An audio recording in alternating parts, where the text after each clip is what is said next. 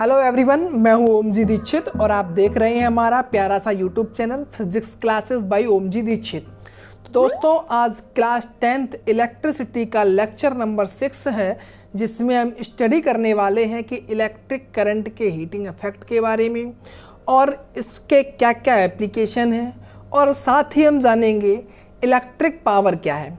तो चलिए शुरू करते हैं आज का वीडियो। यहाँ पे आपकी हेडिंग पड़ी हुई है heating effect of electric current. तो दोस्तों, आपने देखा होगा जब भी हम किसी कंडक्टर या वायर में करंट का फ्लो करते हैं तो वो गर्म हो जाता है, राइट। यही है आपका heating effect of electric current. यहाँ पे आपका लिखा हुआ है if the conductor is purely resistive the source of energy continuously get dissipated in the form of heat. This is known as heating effect of electric current.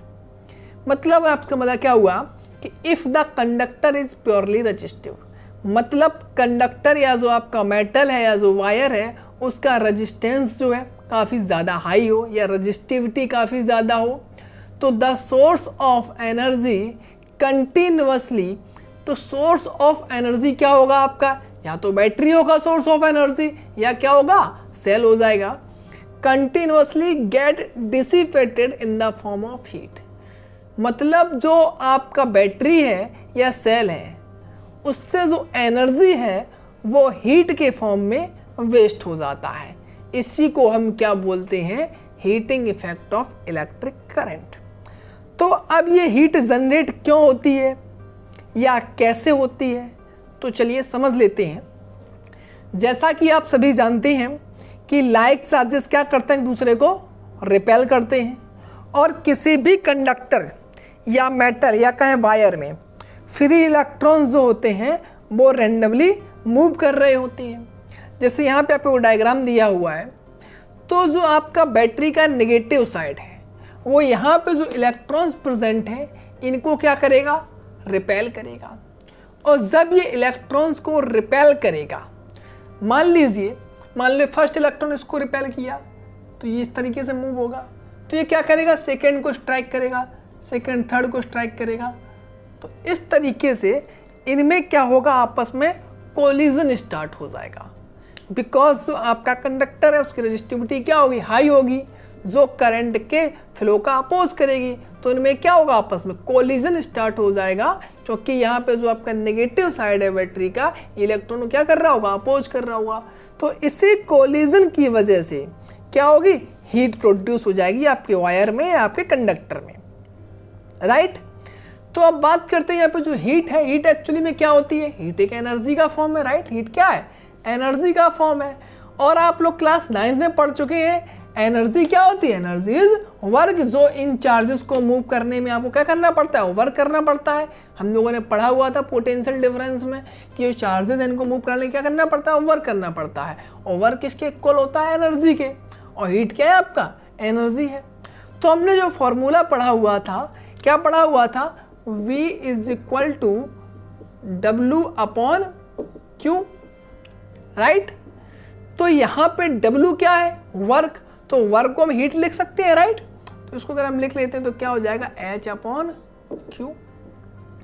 तो अगर हम यहां से हीट का फॉर्मूला निकालें तो क्या होगा, H इज इक्वल टू आपका हो जाएगा V और Q, राइट।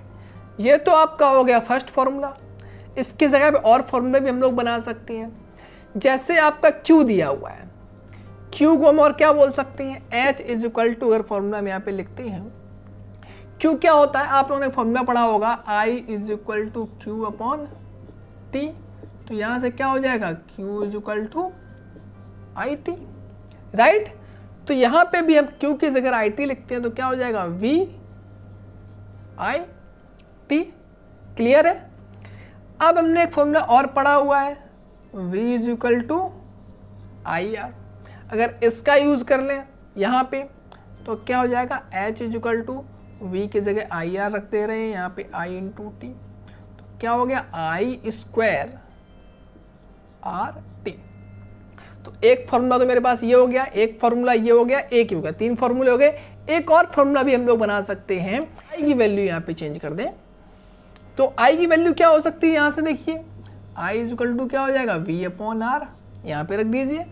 तो यहाँ पे एच की वैल्यू क्या हो जाएगी, एच इज इक्वल टू, यहाँ पे आई की जगह क्या रखना है, वी अपॉन आर, तो वी अपॉन आर का square into R T, right. तो यहाँ पे आपका हो जाएगा वी स्क्वायर, आर से आर कट हो जाएगा, तो V square into T upon R. तो यहाँ पे आप चेक कर सकते हैं कितने फॉर्मूले आ गए आपके यहाँ। पहला H is equal to V into Q, second formula H is equal to V I T, third formula H is equal to I square R T, और fourth formula V square T upon R. Clear है। Next topic आता है joules law of heating. आपने एक formula पढ़ा हुआ था अभी, H is equal to I square R T, इसी पर डिपेंड करता है आपका ये जूल्स लॉ ऑफ हीटिंग। यहाँ पर लिखा हुआ है heat produced in a register is directly proportional to, first point दिया गया है द स्क्वायर ऑफ करंट, यानी कि हीट जो है वो करंट के स्क्वायर के डायरेक्टली प्रोपोर्शनल होती है। मतलब अगर हम करंट को बढ़ाएंगे तो उसके कंपैरिजन में लेकिन कम अमाउंट में हीट भी बढ़ेगी। उसके बाद नेक्स्ट पॉइंट आता है रेजिस्टेंस ऑफ द सर्किट, यानी कि हीट जो है वो सर्किट के रेजिस्टेंस के डायरेक्टली प्रोपोर्शनल होती है। मतलब हम कह सकते हैं कि रेजिस्टेंस को बढ़ाएंगे तो हीट भी बढ़ेगी, और रेजिस्टेंस को अगर हम कम करेंगे तो हीट भी कम प्रोड्यूस होगी। या हम ये भी बोल सकते हैं कि जिस सर्किट का रेजिस्टेंस हाई होगा वो ज़्यादा हीट प्रोड्यूस करेगा, और जिस सर्किट का रेजिस्टेंस लो होगा वो हीट कम प्रोड्यूस करेगा। उसके बाद नेक्स्ट आता है time for which current flows through the circuit, यानी कि हीट उस टाइम के डायरेक्टली प्रोपोर्शनल होगा जिस टाइम में करंट सर्किट के थ्रू फ्लो होगा। मतलब अगर हम ज़्यादा देर तक करंट का फ्लो करेंगे तो ज़्यादा हीट प्रोड्यूस होगी, और अगर हम कम टाइम के लिए करंट फ्लो करेंगे तो कम हीट प्रोड्यूस होगी। क्लियर है। तो उसके बाद इस चैप्टर में आपका जो नेक्स्ट टॉपिक आता है application of heating effect of electric current. मतलब हीटिंग इफेक्ट के कौन कौन से एप्लीकेशंस हैं, यानी कि जो हीटिंग इफेक्ट से हीट प्रोड्यूस हो रही है उसको कहाँ कहाँ पे यूटिलाइज किया जा सकता है। तो यहाँ पे आपका एक फर्स्ट पॉइंट दिया हुआ है, heating is utilized in the working of devices like electric iron, electric kettle, electric toaster, electric oven, room heaters, water heater, bulb, electric fuse etcetera. मतलब heating is utilized in the working of devices, मतलब heat को utilize किया जा सकता है in the working of devices. Devices की working में कौन कौन सी डिवाइसेस है, इलेक्ट्रिक आयरन। आयरन क्या क्या वर्क होता है, आयरन का मेनली वर्क क्या होता है, हीट को प्रोड्यूस करना, राइट। जब तक हीट प्रोड्यूस नहीं होगी तब तक आपकी आयरन वर्क नहीं करेगी। तो यहाँ पे क्या हुआ, जो भी आपकी हीट प्रोड्यूस हुई हीटिंग इफेक्ट से उसका क्या हो गया, यूटिलाइजेशन हो गया। उसके बाद आता है इलेक्ट्रिक केटल, इसका भी वर्क क्या है, हीट को प्रोड्यूस करना। इलेक्ट्रिक टोस्टर, इलेक्ट्रिक ओवन क्या है, सभी इनका वर्क क्या है, हीट को ही प्रोड्यूस करना है। नेक्स्ट आता है रूम हीटर्स, रूम हीटर का वर्क क्या है, आपका जो रूम है उसको गर्म करना। रूम गर्म कैसे होगा, जब वो हीट प्रोड्यूस करेगा, राइट। तो हीटिंग इफेक्ट से जो हीट प्रोड्यूस होगी उसको क्या करेगा, यहाँ पे इसको यूटिलाइज कर लेगा। वाटर हीटर, इसका भी वर्क क्या है, वाटर को गर्म करना। बल्ब, बल्ब जो आपका आता है इसका क्या वर्क है, बल्ब का वर्क होता है लाइट को प्रोड्यूस करना, राइट। लेकिन जो बल्ब में हम लोग फिलामेंट यूज करते हैं जो आपका ग्लो करता है, उसकी ये प्रॉपर्टी होती है कि जितना ज़्यादा हीट करेगा उतना ही ज़्यादा वो ग्लो होगा।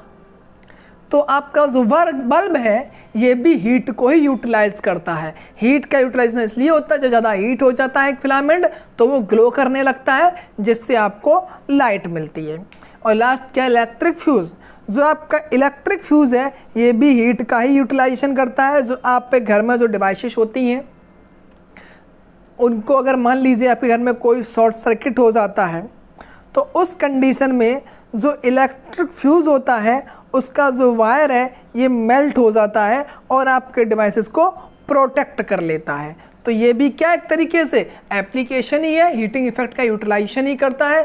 क्योंकि मान लीजिए आपका, मान लो घर में करंट ज़्यादा बढ़ गया, अगर आपके इलेक्ट्रिक फ्यूज़ जो है ये अगर इसको ब्रेक नहीं करेगा वायर को, फ्यूज़ का वायर मेल्ट नहीं होगा, तो आपके जो घर में डिवाइसेस हैं उनको भी ये हार्म पहुंचा सकता है।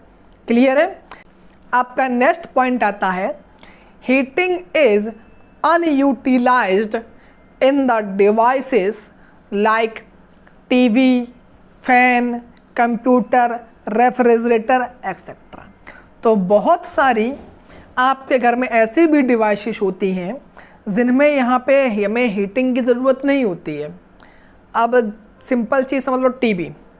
अब टीवी में हीटिंग का तो कोई यूज़ नहीं है। टीवी में हम लोग अपने प्रोग्राम्स देखते हैं, हमें स्क्रीन चाहिए, राइट। वहाँ पे हमें हीट तो नहीं चाहिए। तो यहाँ पे क्या होगा, आपकी जो हीट होगी वो वेस्ट हो जाएगी, अनयूटिलाइज्ड होगी। फैन का आपका क्या वर्क है?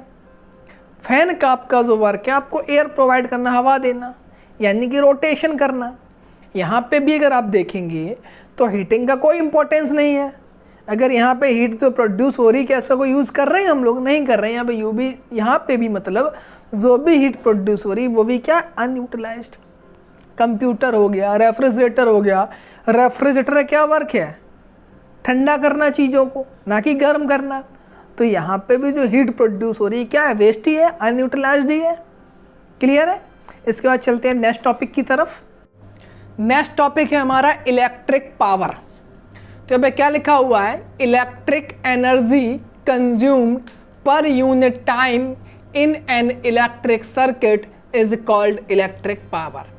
यानी कि जो आपकी इलेक्ट्रिक एनर्जी है यूनिट टाइम में जितनी इलेक्ट्रिक एनर्जी कंज्यूम होती है उसी को बोलते हैं electric power, right.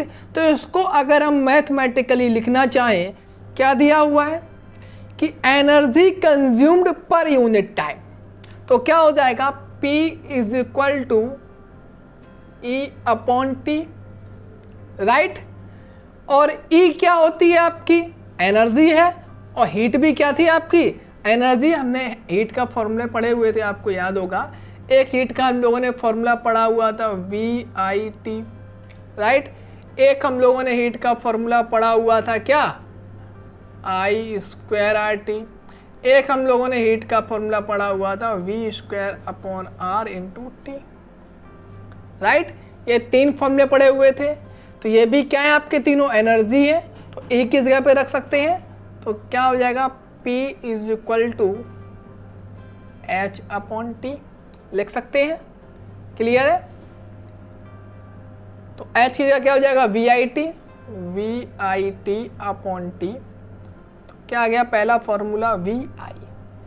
Second formula I²RT/T, तो क्या आ गया, I²R। थर्ड फॉर्मूला क्या हो जाएगा, V²T/R, तो इज इक्वल टू हो जाएगा, यहाँ पे T से डिवाइड करना है तो T से T कट जाएगा, क्या बचा, V²/R। तो यहाँ भी हमारे एनर्जी के जो हैं वो तीन फॉर्मूले आ गए। पहला क्या हो गया, P is equal to VI, second हो गया I²/R, थर्ड हो गया V²/R, और एक फॉर्मूला आपका है P is equal to E/T। Clear है। और अगर हम इलेक्ट्रिक पावर के यूनिट की बात करें तो उसकी जो यूनिट होती है उसको हम बोलते हैं वॉट। तो उसकी क्या हो जाएगी, SI यूनिट क्या होती है, वॉट। क्लियर है। तो इस चैप्टर का हमारा नेक्स्ट एंड लास्ट टॉपिक है commercial unit of electrical energy. तो आपके घरों में जो बिजली का बिल आता है वो आपने देखा होगा, या आपके घरों के बाहर लाइट का मीटर लगा होता है, उसमें आप चेक करेंगे जो रीडिंग आती है वो आती है किलोवाट आवर में, लिखा होता है उसमें kWh। या बिजली का बिल आता है उसमें भी आपको kWh या यूनिट लिखा हुआ मिल जाएगा। तो ये आपकी इलेक्ट्रिकल एनर्जी की कॉमर्शियल यूनिट है। वैसे आप लोगों ने पढ़ा होगा कि एनर्जी की जो यूनिट होती है वो क्या होती है, जूल होती है। तो अगर किलोवाट आवर को हम लोग जूल में कन्वर्ट करते हैं तो आपका निकल के आता है 3.6 मल्टीप्लाई 10⁶ जूल। तो कैसे कैलकुलेट हुआ, चलो देख लेते हैं इसको हम लोग। 3.6 मल्टीप्लाई 10⁶ जूल आ गया। कैसे आया समझिए। 1 किलोवाट आवर, 1 किलोवाट में कितने वाट होते हैं, 1000। क्लियर है। और 1 आवर में अगर सेकेंड में कन्वर्ट करें तो हमारे हो जाएंगे यहाँ पे 3600। मल्टीप्लाई कर दें तो 36 पे आप पे 50 आ जाएंगे। क्लियर है। 30 ये 20 ये, तो यहाँ पे अगर 5 डिजिट तो ये हो गया, 6 डिजिट हो गया। यहाँ पे अगर पॉइंट लगाएंगे तो 3.6 6 डिजिट हैं तो 10 की और कितनी हो जाएगी 6। और यूनिट क्या होती है एनर्जी की, जूल। तो यहाँ पे अगर बात की जाए कॉमर्शियल यूनिट क्या होगी, किलोवाट आवर या यूनिट। और अगर इसकी बात की जाए जूल में वैल्यू कितनी होगी तो 3.6 मल्टीप्लाई 10⁶ जूल होगी, किसकी वैल्यू, 1 यूनिट की, या बोल सकते हैं 1 किलोवाट आवर की वैल्यू होगी ये। क्लियर है। तो चलिए एक तड़कता फड़कता न्यूमेरिकल कर लेते हैं।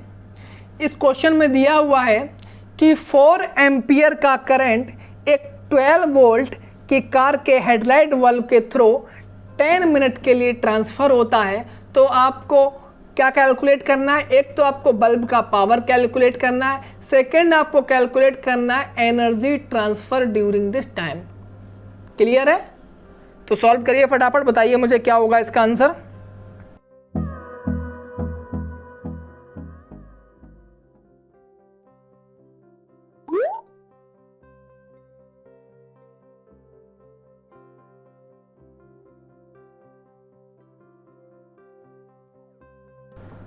कर लिया ट्राई आप लोगों ने। चलिए देख लेते हैं कैसे सॉल्व होगा। तो सबसे पहली चीज जो हमें कैलकुलेट करनी है क्या है, पावर। तो हम लोगों ने अभी पावर के 3 और 4 फॉर्मूले पढ़े हुए थे। पहला फॉर्मूला क्या था, P = VI। तो यहाँ पे हमारा V भी दिया हुआ है, I भी दिया हुआ है, तो इसी फॉर्मूले का हम लोग यूज़ कर लेंगे। तो क्या हो जाएगा, P = VI। V कितना दिया हुआ है, V दिया हुआ है आपका 12 वोल्ट, I आपका दिया हुआ है 4 एम्पियर। तो आंसर आपका आ गया 48 वाट। क्लियर है। अब हमें क्या निकालना है, energy transfer occurs during this time. कितनी एनर्जी ट्रांसफर हुई, टाइम कितना दिया गया 10 मिनट। तो अभी एक फॉर्मूला हम लोगों ने और पढ़ा हुआ था यहाँ पे, अगर हम बात कर रहे थे वहाँ पे पावर की, तो पावर = क्या था, एनर्जी अपॉन टाइम। यही तो था, यही फॉर्मूला पढ़ा हुआ था हम लोगों ने पावर का। Power = energy upon time. हमें कैलकुलेट क्या करना है, हमें कैलकुलेट करनी है एनर्जी। E क्या हो जाएगा, P × T। और अगर इलेक्ट्रिकल एनर्जी की यूनिट की बात की है तो क्या होती है, किलोवाट आवर। या तो आप चाहे जूल में निकाल सकते हैं या आप चाहे किलोवाट आवर में निकाल सकते हैं। अगर जूल में निकालेंगे तो आपको टाइम जो है वो सेकेंड में पुट करना पड़ेगा, और किलोवाट आवर में निकालेंगे तो आपको जो टाइम है वो आवर में, और आपका जो पावर है वो आपको किलोवाट में पुट करना पड़ेगा। देखिए यहाँ पे अगर मान लो किलोवाट आवर में निकालते हैं तो P कितना दिया गया, 48। ये क्या है, वॉट है, सो किलोवाट में कन्वर्ट करेंगे तो 1000 से डिवाइड कर देंगे। टाइम कितना है, 10 मिनट। इसको आवर में कन्वर्ट करेंगे तो इसको 60 से डिवाइड कर देंगे। क्लियर है। इसको सॉल्व करिए तो क्या आ जाएगा, यहाँ 0.048 मल्टीप्लाई 1/6। तो आंसर आपका हो जाएगा 0.008 किलोवाट आवर। क्लियर है। अगर इसी को हम लोग चाहें तो जूल में भी कैलकुलेट कर सकते हैं। तो किस तरीके से, E इज इक्वल टू आपका हो जाता है, यहाँ पावर दिया हुआ था 48, क्लियर है। और टाइम हमें किस में लिखना पड़ता, सेकेंड में, तो यहाँ पे 10 था, मल्टीप्लाई कितना हो जाता 60। अब क्या बचा, बहुत ईजी है, आपका क्लास सेकंड थर्ड वाला मैथमेटिक्स है, मल्टीप्लाई करना है, कर लीजिए। कितना हो गया 288, यहाँ पे आपके 20, तो ये क्या हो गया आपके जूल। तो आप चाहो तो किलोवाट आवर में भी आंसर निकाल सकते हो और चाहो तो इसका आंसर जूल में भी निकाल सकते हो। तो दोस्तों इसी के साथ चैप्टर यहीं पे फिनिश होता है। अगर आपको हमारा वीडियो पसंद आया हो तो प्लीज़ लाइक के बटन को प्रेस कर देना और ज़्यादा से ज़्यादा अपने दोस्तों के साथ शेयर करना। जो हमारे नए मेहमान हैं उनसे भी हमारी रिक्वेस्ट है, अगर हो सके तो प्लीज़ चैनल को सब्सक्राइब कर देना। अगर आपके मन में कोई भी डाउट्स हो इस चैप्टर को लेके तो आप उन्हें कमेंट बॉक्स में पूछ सकते हैं, या मैंने डिस्क्रिप्शन बॉक्स में टेलीग्राम ग्रुप की लिंक दे दी है, उस पर भी आप ज्वाइन करके ग्रुप में डिस्कस कर सकते हैं अगर आपकी कोई प्रॉब्लम है। आज के लिए इतना ही, मिलते हैं अगले वीडियो में। जय हिंद, वंदे मातरम।